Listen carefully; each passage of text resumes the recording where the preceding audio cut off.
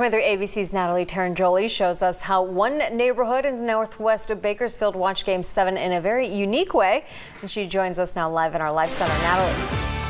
Despite the ending of that game, that group of local Dodgers fans watched the game with a stadium-like feel without having to make the drive to Los Angeles.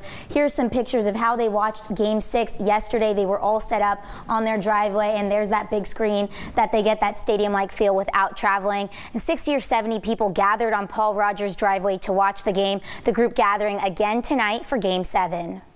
When it comes to Halloween, this neighborhood in Northwest Bakersfield is big on tradition. This year extending the tradition one more day for Game 7 of the World Series. Go, go, go! Oh, man. They call themselves the Bako Bums, getting together on Halloween night and watching a game from the driveway. Go Dodgers!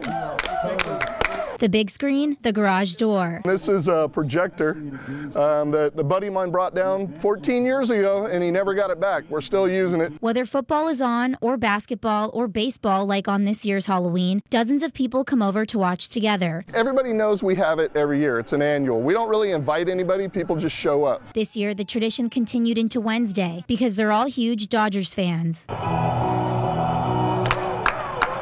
One of the Bako Bums, Garrow Ellis, realizing many of his neighbors also root for the boys in blue. I go, it's like little Brooklyn. People just, you open up the gate and people start showing up to watch the game.